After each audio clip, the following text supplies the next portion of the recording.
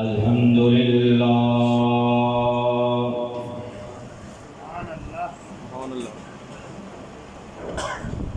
الحمد للہ رب العالمین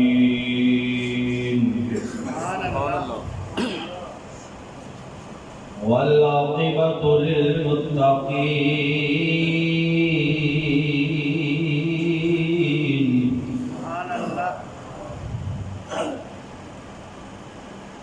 والصلاة والسلام على سید الانبیاء والمرسلین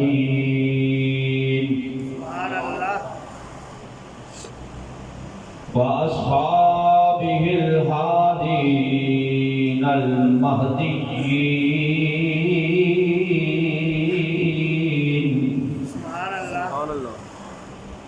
وعلى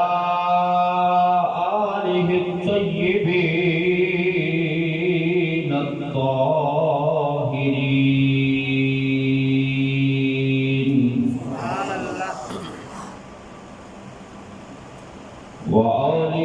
وأولياء ملته وعلماء أمته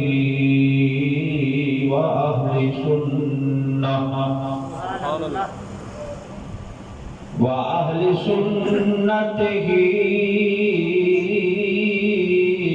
أجمعين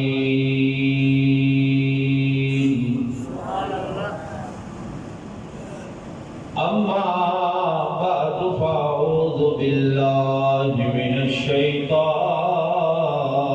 الرجيم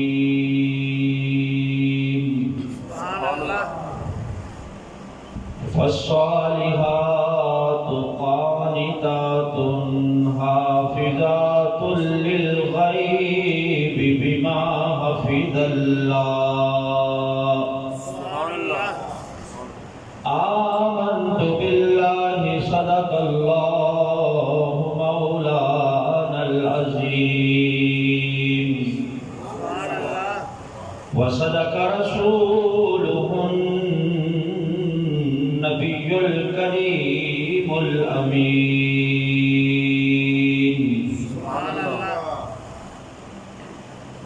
والصلاة والسلام على سيد الأنبياء والمرسلين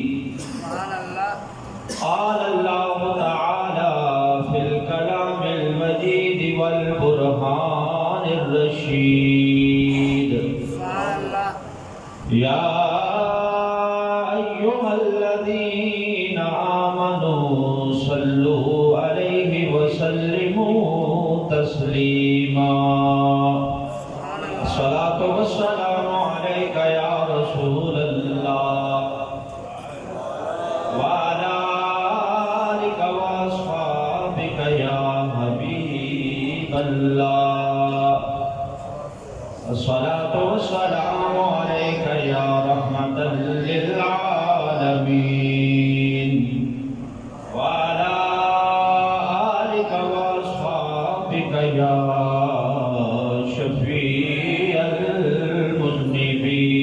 المذنبين مولاي صل وسلم دائما أبدا على حبيبك خير الخلق كلهم مولاي صل وسلم دائما على حبيبك خير الخلق كلهم محمد سيد القولين والثقلين محمد سيد القولين والثقلين والفريقين من عرب ومن عجم مولاي صل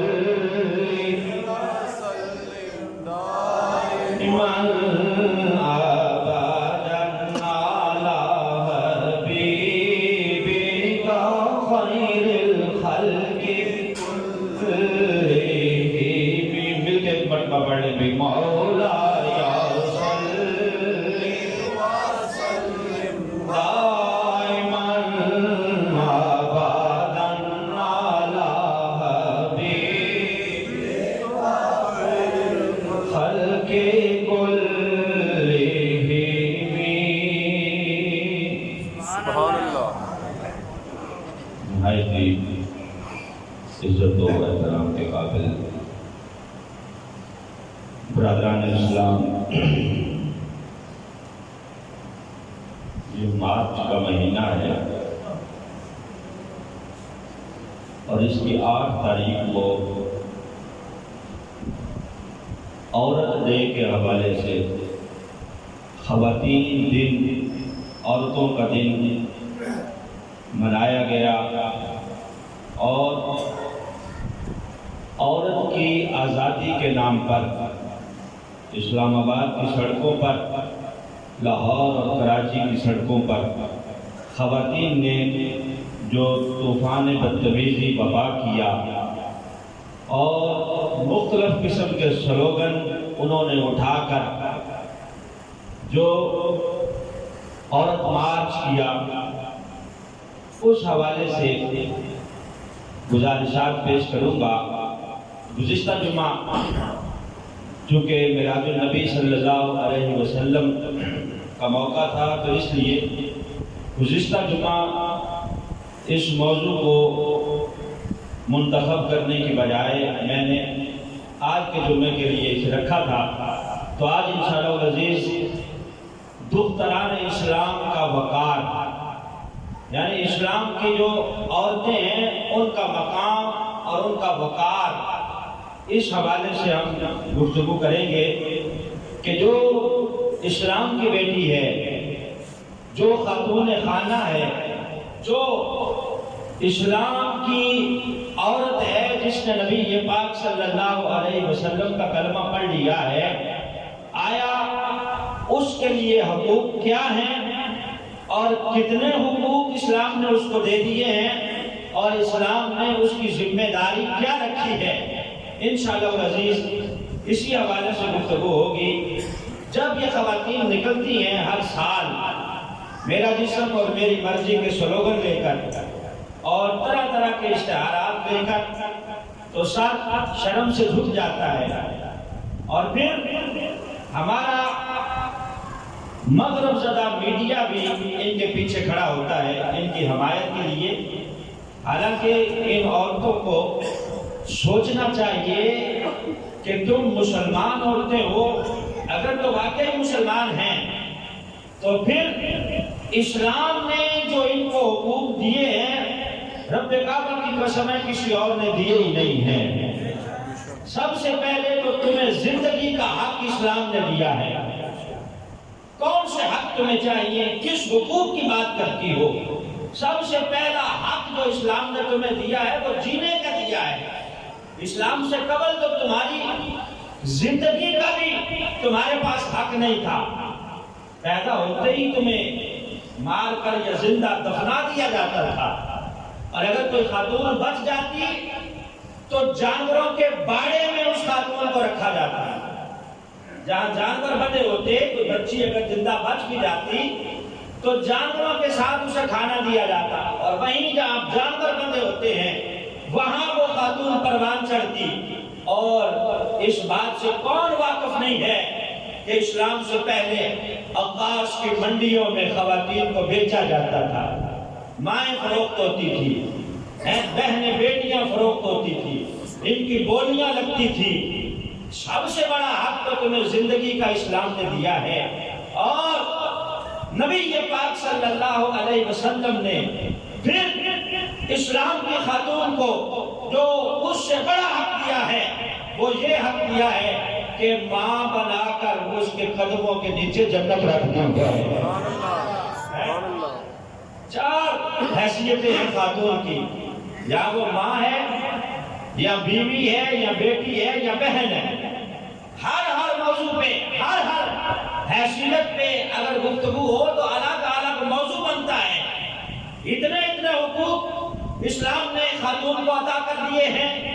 ایک شخص آیا نبی پاک صلی اللہ علیہ وسلم کی خدمت میں، کہتا حضور میں نے اپنی اماں جان کو اپنے کندھوں پہ بٹھا کے حج کروایا ہے، کندھوں پہ بٹھا کے، صفا مروہ کی سعی، مزدلفہ، منی، سارے مقامات پر میں کندھوں پہ سوار کر کے اس کو لے گیا ہوں۔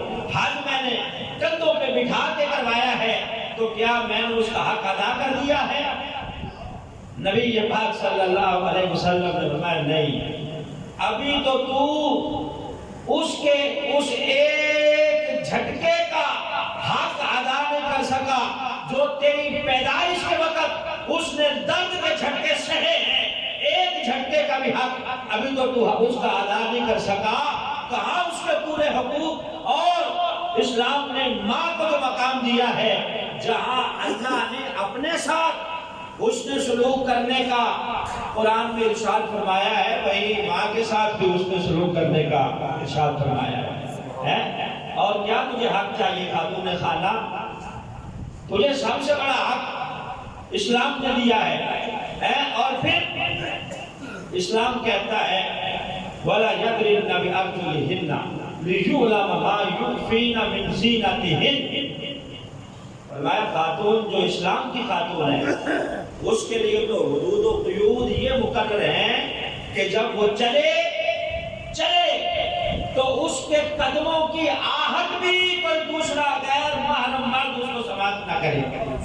لِيُعْلَمَ مَا يُخْفِينَ مِنْ زِينَتِهِنَّ، اس کے قدموں کی وجہ سے جو آہٹ پیدا ہو رہی ہے، جو زینت پیدا ہو رہی ہے، تو اسلام نے خاتون کو مقید کیا ہے کہ یہ مادر پدر آزاد نہیں ہے، بلکہ اس کو اسلام کی قیود اور حدود کے اندر رہ کر حق مانگنا چاہیے۔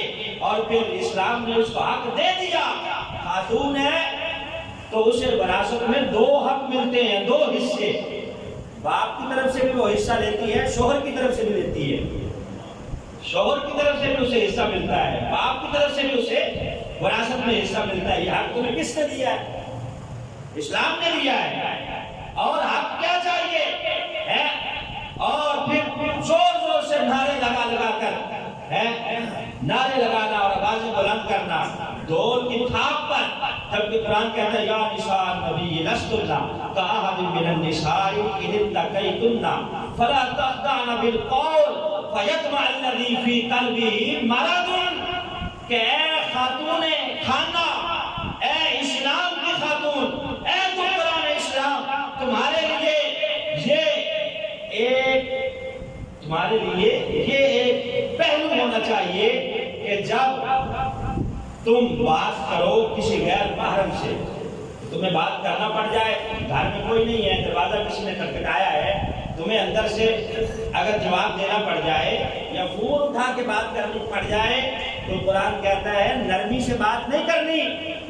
اگلے بندے سے اگر کوئی غیر محرم ہے، کہیں تمہاری گفتگو کی نرمی دیکھ کر اس کے دل کے اندر کہیں کوئی مرض پیدا نہ ہو جائے، وہ دل کا روگی کہیں کوئی ایسی بات تمہارے بارے میں کہہ نہ دے یا دل کے اندر کوئی خیالات اس کے پیدا نہ ہو جائیں۔ خاتون خانہ، اگر تمہیں غیر محرم سے بات کرنی ہے تو ذوق کے ساتھ نہیں کرنی، نرمی کے ساتھ نہیں کرنی، بلکہ غیر محرم کو تو نے پورے جو ہے وہ کڑاکے کے ساتھ اور پورے روک کے ساتھ اس کو جواب دینا ہے تاکہ کسی قسم کی اس کے دل میں نرمی پیدا نہ ہو۔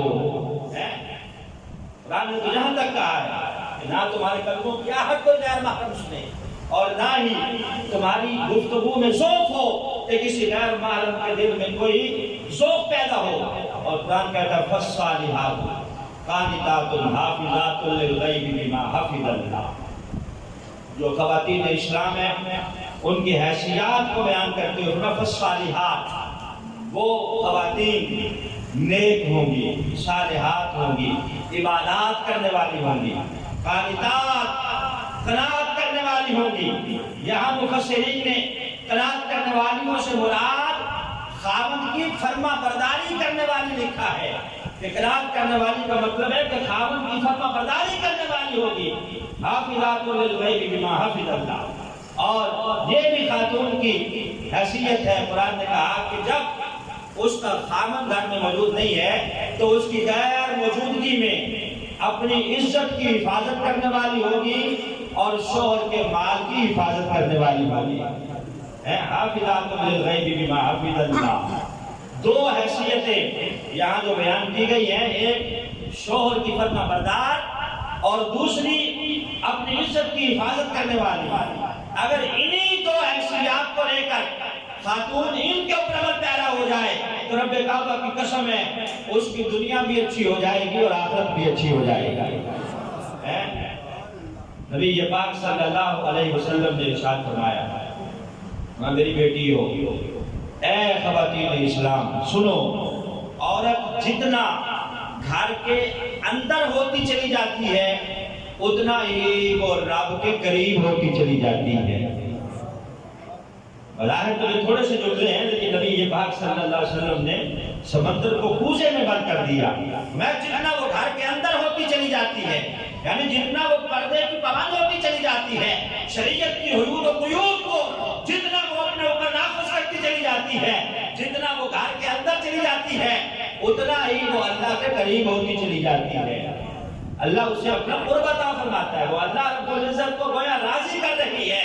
اور یہاں حقوق کے نام پر اور آزادی کے نام پر جو طوفان بدتمیزی 8 مارچ کو ہر سال بپا ہوتا ہے، سب کے سر شرم سے جھک جاتے ہیں کہ یہ کون سا حق مانگ رہی ہیں اور یہ کس قسم کی آزادی کی بات کر رہی ہیں، جبکہ اسلام تو کہتا ہے کہ خاتون خانہ تجھے شوہر کی فرما بردار بھی ہونا چاہیے اور تجھے اپنی شرمگاہ کی حفاظت بھی کرنی چاہیے، یعنی تجھے پردے کی پابند بھی ہونا چاہیے اور تجھے شوہر کی فرما بردار بھی ہونا چاہیے۔ اب نبی پاک صلی اللہ علیہ وسلم ارشاد فرماتے ہیں کہ خاتون قیامت کے دن 4 مردوں کو جہنم میں لے جائے گا۔ 4 مردوں کو، 4 مرد اس خاتون کی وجہ سے جہنم میں جائیں گے۔ یہاں جب ہم خاتون کی بات کرتے ہیں تو مرد کو بھی دیکھنا چاہیے کہ وہ اپنے حق ادا کر رہا ہے کہ نہیں، اس کے اوپر جو ذمہ داریاں ہیں کیا وہ اپنی ذمہ داریاں پوری کر رہا ہے کہ نہیں۔ کیوں نبی پاک صلی اللہ علیہ وسلم نے ارشاد فرمایا کہ ایک عورت 4 مردوں کے لیے جہنم لے جانے کا سامان بنے گی۔ کس طرح؟ میں قیامت کے دن ایک خاتون کو جب جہنم میں لے جایا جائے گا تو وہ خاتون عرض کرے گی کہ یا اللہ ٹھہر جا، پہلے ذرا میرے باپ کو بلا، کیوں مجھے بے پردگی کی وجہ سے اور پردہ نہ کرنے کی وجہ سے جہنم میں لے جایا جا رہا ہے۔ میرے باپ نے تو کبھی مجھے کہا ہی نہیں تھا، اس نے تو کبھی مجھے حکم ہی نہیں دیا، اس نے تو کبھی مجھے برقع لا کے ہی نہیں دیا، اس نے تو کبھی مجھے اپنا وجود ڈھانپنے کا حکم ہی نہیں دیا۔ لہذا اگر وہ مجھے کہتا، جس طرح ہر بات کو مجھ سے منوا لیتا تھا، اس نے یہ بات تو مجھے کبھی کہی نہیں۔ لہذا جہاں مجھے لے جایا جا رہا ہے جہنم میں، وہی ساتھ ساتھ میرا باپ بھی ذمہ دار ہے، اس کو بھی ساتھ میرے جہنم میں لے جایا جائے، کیونکہ دنیا میں کبھی اس نے مجھے حکم ہی نہیں دیا پردے کا۔ اگر وہ مجھے حکم دیتا تو میں پردہ کرتی ہے۔ اب اس کے ساتھ ساتھ اس کے باپ کو بھی جہنم میں لے جایا جائے گا۔ جب لے جانے لگیں گے فرشتے تو وہ خاتون کہے گی ٹھہر جاؤ، جہاں میرا باپ ذمہ دار ہے وہیں میرا بھائی بھی ذمہ دار ہے۔ میرا بڑا بھائی گھر میں موجود تھا، اس نے آج تک مجھے کبھی نہیں کہا، ویسے ہر بات میرے ساتھ لڑ کے اور جھگڑ کے مجھ سے منوا لیتا تھا، ہر میری بات، ہر اپنی بات مجھ سے منوا لیتا، لیکن بھائی نے تو مجھے کبھی نہیں کہا کہ پردہ بھی کرنا ہے، لہذا وہ بھی ذمہ دار ہے۔ اس کو بھی جب لے جایا جائے گا تو وہی خاتون خانہ کہے گی نہیں نہیں ٹھہر جاؤ، میرا شوہر بھی ذمہ دار ہے، شوہر بھی ذمہ دار ہے، کیونکہ کبھی اس نے بھی مجھے حکم نہیں دیا، بلکہ دیوس بن کے وہ خود میرے ساتھ جاتا تھا بازار کے اندر، جب میں بے پردہ ہو کر جو اس کے ساتھ جاتی تھی، اس نے کبھی مجھے نہیں کہا کہ شریعت مطہرہ نے تیرے اوپر یہ حدود اور قیود لگائی ہیں، لہذا تجھے ان حدود اور قیود کے اندر رہتے ہوئے باہر نکلنا چاہیے، پردہ کرتے ہوئے، اپنی شرمگاہ کی حفاظت کرتے ہوئے گھر سے نکلنا چاہیے۔ خاوند نے کبھی نہیں کہا لہذا یا اللہ وہ بھی قصوروار ہے، مجھے بعد میں لے جایا جائے، پہلے اس سے پوچھا جائے۔ کتنے بندے ہو گئے؟ 3 بندے۔ چوتھا نبی پاک صلی اللہ علیہ وسلم فرماتے ہیں کہ وہ خاتون کہے گی یا اللہ میرا بیٹا بھی ذمہ دار ہے، میرا بیٹا بڑا لاڈلا تھا، میرے ساتھ بڑا انس رکھتا تھا، میں اس کے ساتھ بڑا پیار کرتی تھی، ہر اس کی بات میں مانتی تھی، لیکن میرے بیٹے نے بھی کبھی مجھے نہیں کہا کہ اماں جان تمہیں پردہ ہی کر لیا کرو، اماں جان تمہارا چہرہ ڈھپا ہوا ہونا چاہیے، شریعت یہ کہتی ہے کہ تم اپنی شرمگاہ کی حفاظت کرو۔ لہذا یہ 4 بندوں کو ایک خاتون نبی پاک صلی اللہ علیہ وسلم فرماتے ہیں کہ جہنم میں لے جائے گی. تو اس لیے ہمیں بھی اپنی ذمہ داری پوری کرنی چاہیے. اور سرکار دو عالم صلی اللہ علیہ وسلم نے ارشاد فرمایا، نبی یہ پاک فرماتے ہیں کہ جو خاتون خوشبو لگا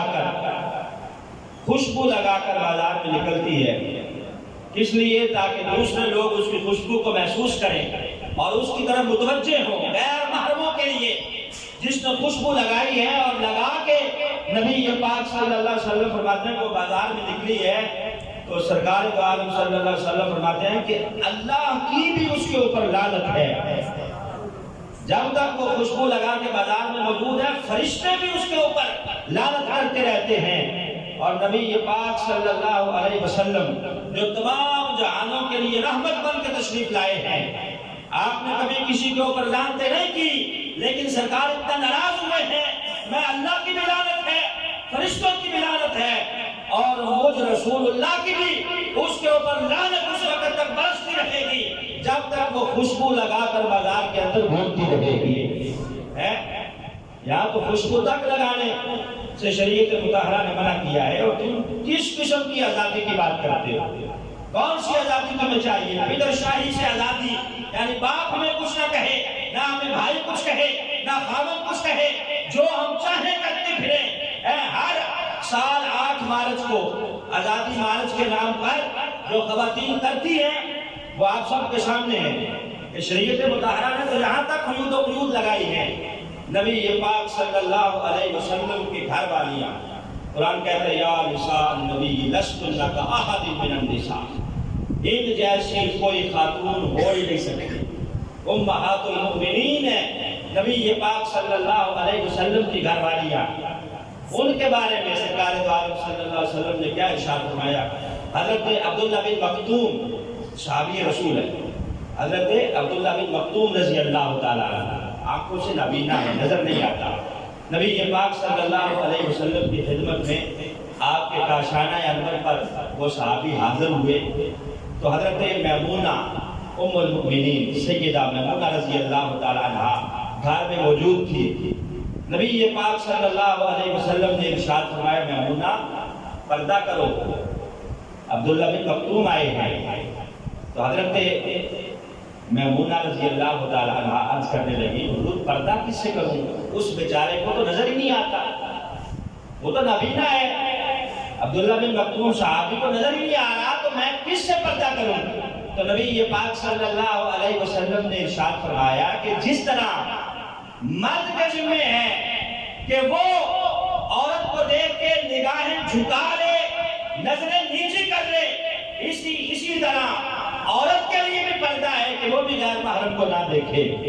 اسے اگرچہ نظر نہیں آ رہا، تمہیں تو نظر آ رہا ہے نا، تم تو دیکھ رہی ہو، تمہیں چاہیے کہ تم پردہ کرو، آنکھیں بند کرو یا اندر چلی جاؤ. یعنی نبی پاک صلی اللہ علیہ وسلم نے حضرت میمونہ رضی اللہ تعالیٰ عنہ ان کے بارے میں بھی یہ ارشاد فرمایا کہ اگرچہ انہیں نظر نہیں آتا، تمہیں تو نظر آ رہا ہے نا. یہاں پلے کارڈ اٹھائے ہوئے ہوتے ہیں کہ اگر تمہیں پردے کی اتنی فکر ہے تو خود آنکھیں بند کر لو. مردوں کے لیے جملے لکھے ہوئے ہوتے ہیں کہ تم اپنی آنکھیں بند کر لو. ٹھیک ہے، مرد کو بھی نگاہیں جھکانی چاہیے، لیکن خاتون کو بھی چاہیے کہ وہ اس طرح گناہ کی دعوت نہ دیتی پھرے. اسے بھی چاہیے کہ وہ اپنی آنکھوں کو جھکائے اور پردے کا اہتمام کر کے اگر کوئی ضرورت ہے تو گھر سے باہر نکلے. یا شریعت اسے نکلنے کے منع نہیں کرتی، نکلے، سارے حق شریعت مطہرہ نے اسے دیے ہیں. ایک ہوتی ہے آزادی اور ایک ہوتا ہے واحیات ہونا. واحیات ہونے کی شریعت اجازت نہیں دیتی. ایسے عورت آزاد ہے، الحمدللہ اسلام نے اس کو حق دیا ہے. میں نے کہا سب سے بڑا حق اسے زندہ رہنے کا اسلام نے دیا ہے. اور پھر جس طرح پردے کا حکم ہے، اسی طرح نبی پاک صلی اللہ علیہ وسلم کی احادیث کا اگر مطالعہ کیا جائے تو شوہر کی فرما برداری کا بھی نبی پاک صلی اللہ علیہ وسلم نے حکم دیا ہے. اور قرآن نے بھی کہا ہے کہ قانتات، خاتون وہ ہو جو اپنے خاوند کی فرما بردار ہو. نبی پاک صلی اللہ علیہ وسلم تشریف فرما ہے، شہر مدینہ ہے، صحابہ بیٹھے ہیں.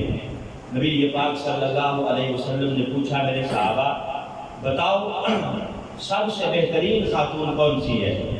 سب سے بہترین تمہارے نزدیک خاتون کون سی ہوگی؟ تو ایک صحابی اٹھے، حضور جو سب سے زیادہ نمازیں پڑھنے والی ہے، جو نمازی ہے پکی، وہ سب سے بہترین خاتون ہے۔ سرکار نے فرمایا تم بھی ٹھیک کہہ رہے ہو لیکن میری مراد کچھ اور ہے، بیٹھ جاؤ۔ وہ بیٹھ گئے۔ ایک اور صحابی اٹھے، حضور جو زیادہ روزے رکھنے والی ہو، رمضان کے روزے رکھے، زیادہ روزے رکھنے والی ہو، نفلی روزے رکھنے والی ہو یا زیادہ عبادات کرنے والی ہو، کہا تم بھی ٹھیک کہہ رہے ہو لیکن میری مراد کوئی اور ہے، بیٹھ جاؤ۔ صحابہ اٹھتے گئے، جوابات دیتے گئے۔ حضرت علی کہتے میں پیچھے بیٹھا تھا، پیچھے۔ نبی پاک صلی اللہ علیہ وسلم جب پوچھ رہے ہیں تو میں آہستہ سے اٹھا اور اٹھ کے گھر گیا پیچھے سے۔ میں نے جا کے سیدہ فاطمہ رضی اللہ تعالی عنہا سے پوچھا کہ نبی یہ پاک پوچھ رہے ہیں کہ بتاؤ سب سے بہترین خاتون کون سی ہے؟ تم بتاؤ کون سی خاتون ہے جو سب سے بہترین ہوگی؟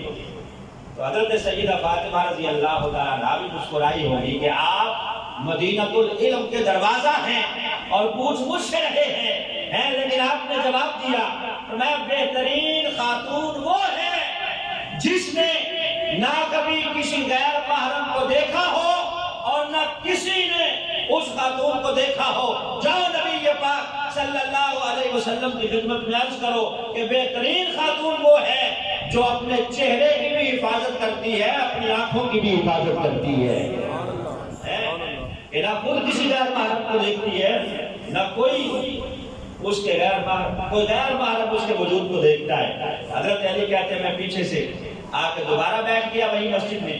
نبی پاک صلی اللہ علیہ وسلم نے پھر پوچھا تو میں نے کہا حضور میں بتاؤں؟ کہا بتاؤ۔ حضرت علی نے جب جواب دیا نبی پاک صلی اللہ علیہ وسلم مسکرا دیے۔ اب جواب تو حضرت علی نے دیا تھا، داد بھی انہی کو ملنا چاہیے تھی، لیکن نبی پاک صلی اللہ علیہ وسلم نے مسکراتے ہوئے فرمایا کہ میں ویسے ہی تو نہیں کہتا فاطمہ تو بدعۃ منی، فاطمہ میرے جگر کا ٹکڑا ہے، اسی لیے تو میں کہتا ہوں کہ فاطمہ میرے جگر کا ٹکڑا ہے۔ یعنی سرکار سمجھ گئے کہ علی گئے ہیں گھر اور سیدہ فاطمہ رضی اللہ تعالی عنہا سے پوچھ کے آئے ہیں۔ گویا نبی پاک صلی اللہ علیہ وسلم کی مجلس میں سرکار نے یہ اعلان کیا کہ بہترین خاتون وہ بھی ہے جو نمازیں پڑھتی ہے، روزے رکھتی ہے، قرآن کی تلاوت کرتی ہے، لیکن سب سے زیادہ بہترین خاتون وہی ہے جو اپنے چہرے کی اور اپنے نظروں کی حفاظت کرتی ہے۔ سبحان اللہ۔ نبی پاک صلی اللہ علیہ وسلم نے مسجد نبوی ہے، صحابہ کرام رضوان اللہ علیہم اجمعین تشریف فرما ہے۔ ایک شخص آ کے کہنے لگا کہ جناب ساتھ 2-3 گلیاں چھوڑ کر ایک خاتون رہتی ہے، اس کا خاوند جہاد کرنے گیا تھا، جاتے جاتے وہ خاتون سے کہہ کر گیا تھا کہ میری اجازت کے بغیر گھر سے باہر قدم نہیں رکھنا، میری اجازت کے بغیر گھر سے باہر قدم نہیں رکھنا۔ حضور اب اس کے لیے کیا حکم ہے؟ 3-4 گلیاں چھوڑ کر اس کے باپ کا گھر ہے، باپ بیمار پڑا ہے، بستر مرض پر ہے، علالت میں ہے، شدت کی بیماری ہے، حضور کیا وہ اپنے باپ کی عیادت کے لیے جا سکتی ہے؟ نبی پاک صلی اللہ علیہ وسلم نے فرمایا کہ اگر وہ خاوند کی اطاعت کرے گی تو اللہ بہترین جزا عطا فرمائے گا۔ یعنی اس کے لیے بہتری اسی میں ہے کہ وہ گھر میں ٹھہری رہے اور اپنے خاوند کی اطاعت کرے۔ اب زیادہ بیماری بڑھ گئی اس خاتون کے والد کی۔ 2-3 دن بعد پھر نبی پاک صلی اللہ علیہ وسلم کی طرف پیغام آیا کہ حضور وہ خاتون کے ابا جان زیادہ بیمار ہے، وہ پوچھ رہی ہے کہ میں جاؤں یا نہ جاؤں، جبکہ جاتے ہوئے خاوند مجھے منع کر کے گیا تھا۔ نبی پاک صلی اللہ علیہ وسلم نے پھر وہی ارشاد فرمایا کہ اپنے خاوند کی اطاعت کرے گی تو اللہ بہترین جزا عطا فرمائے گا۔ اب وہ خواتین بھی کوئی عام خواتین نہیں تھی، نبی پاک صلی اللہ علیہ وسلم نے اس لہج پر ان کی تربیت فرمائی تھی کہ ایک خاتون خانہ ہے، جنگ احد کے موقع پر جنگ کی تیاری ہو رہی ہے، صحابہ کرام رضوان اللہ علیہ اجمعین آگے بڑھ کر حصہ لے رہے ہیں کہ حضور میں بھی جانے کے لیے تیار ہوں، میں بھی تیار ہوں۔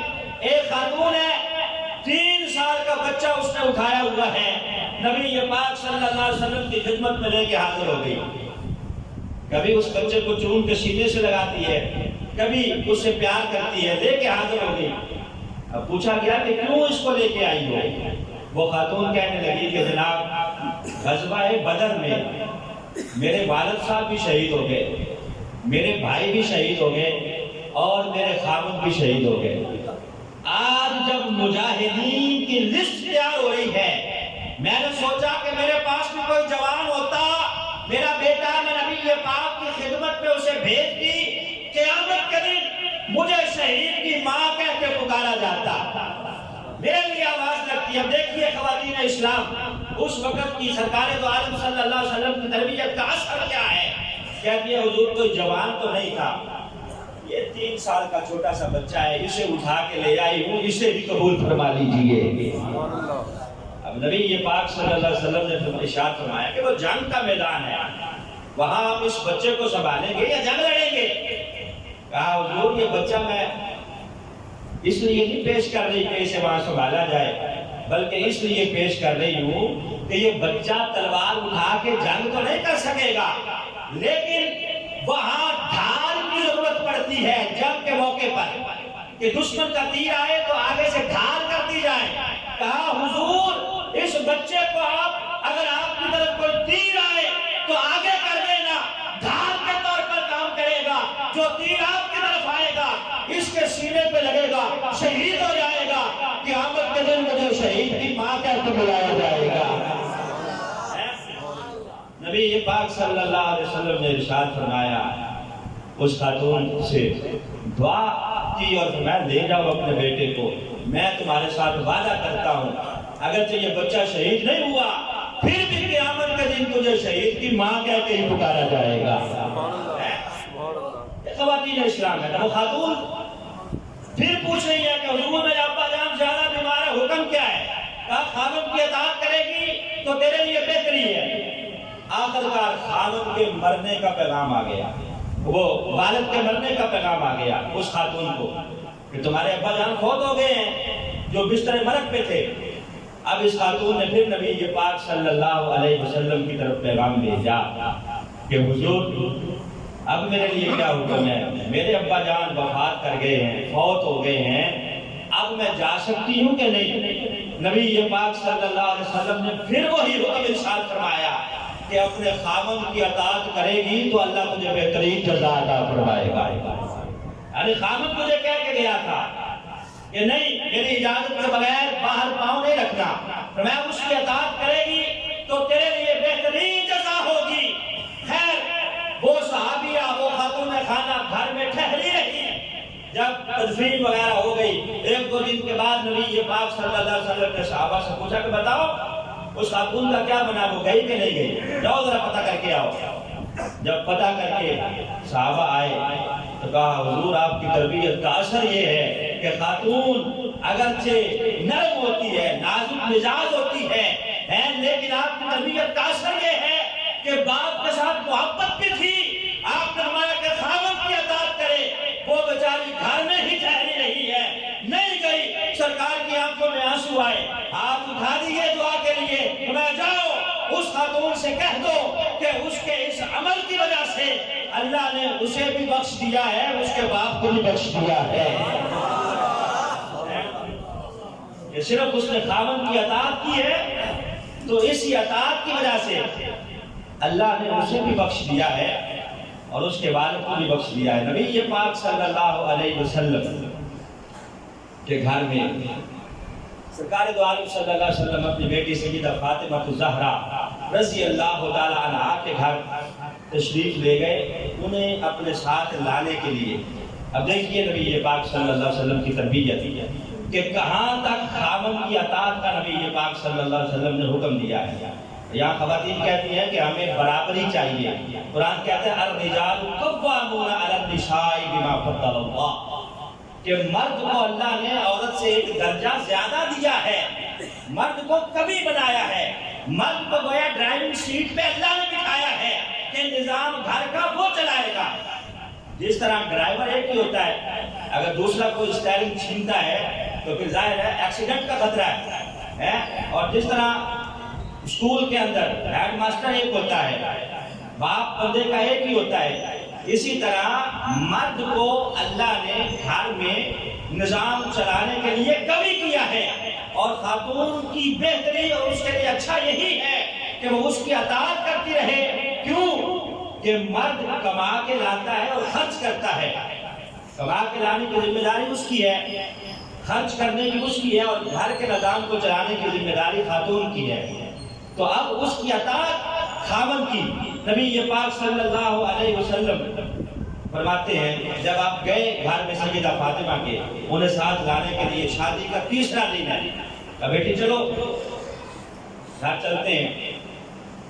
کہا ابا جان میں آپ کی بیٹی ہوں، میری جرأت تو نہیں ہے انکار کرنے کی، لیکن آپ سے ہی سنا ہے کہ خاوند کی اجازت کے بغیر گھر سے باہر قدم نہیں رکھنا چاہیے۔ حضور علی باہر گئے ہوئے ہیں، انہیں آ جانے دیں، انتظار کر لیتے ہیں، جب وہ آئیں گے تو ان سے اجازت لے کے پھر چلے جائیں گے۔ اب نبی پاک صلی اللہ علیہ وسلم نے غصہ نہیں کیا کہ میں امام الانبیاء ہوں، تم میری بیٹی ہو، علی سے میں اجازت چاہوں گا۔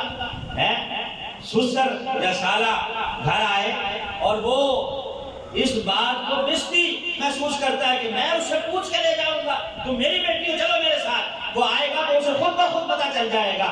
یہاں نبی پاک امام الانبیاء ہیں، سیدہ فاطمہ کہتی ہیں میرا کچا گھر ہے، کچا صحن ہے، نبی پاک نے تہمت کو اوپر کیا، چٹائی پہ بیٹھ گئے انتظار کرنے کے لیے کہ واقعی میری تعلیمات دی ہے، میں نے کہا ہے کہ خاوند کی اجازت کے بغیر نہیں نکلنا چاہیے۔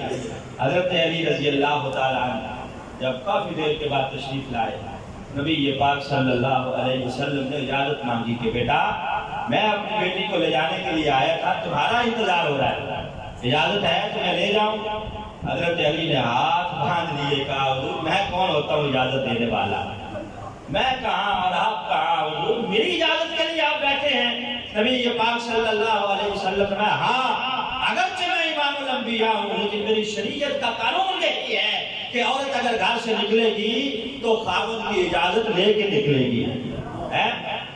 یہاں کہتی ہے کہ خاوند سے مجھے آزادی چاہیے، گھر کا کام کرنا اس کو گوارا نہیں ہے، خاوند کا کام کرتے ہوئے سمجھتی ہے کہ میں محکوم ہوں، مجھ پہ جبر ہو رہا ہے۔ اور باہر جہاز کے اندر آپ دیکھیں پوری سواریوں کو، پورے جہاز کی سواریوں کو چائے بھی سرو کر رہی ہے، انہیں ہر چیز سرو کر رہی ہے، ایئر ہوسٹس بن کے وہاں کام کرنا اپنی آزادی سمجھتی ہے، اور دفتر میں کام کرنا، باس کی جھڑکیاں بھی وہاں برداشت کر رہی ہے اور سارا کام وہاں کر رہی ہے، اور وہاں کام کرنے کو آزادی سمجھتی ہے۔ گھر میں اگر اسے کام کرنا پڑ جائے تو کہتی ہے نہیں جی میری آزادی سلب ہو رہی ہے، میرے اوپر جبر ہو رہا ہے، ظلم ہو رہا ہے، میں تو برابر ہوں مرد کے۔ جبکہ نبی پاک صلی اللہ علیہ وسلم نے ارشاد فرمایا خاتون اگر اپنے خاوند کے کپڑے دھوئے، نبی پاک فرماتے ہیں کہ ایک جوڑا اگر دھوتی ہے اللہ اسے 1000 نیکیاں عطا فرماتا ہے، 1000 نیکیاں اس کے نامہ اعمال میں لکھی جاتی ہیں۔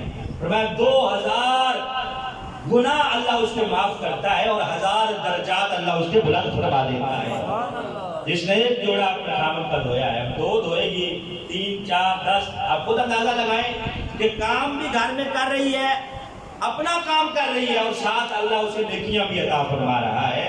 تو دعا ہے اللہ خواتین اسلام کو سمجھ عطا فرمائے۔ مغرب کا ایجنڈا جو چند خواتین یہاں نافذ کرنا چاہتی ہیں، مغرب سے ایڈ لے کر، پیسے لے کر ہماری خواتین کو جو مادر پدر آزاد کرنا چاہتی ہیں، اللہ انہیں ہدایت نصیب فرمائے، اور خواتین اسلام کو اللہ وہی پہلے والا وقار عطا فرمائے۔ وآخر دعوانا الحمدللہ رب العالمین۔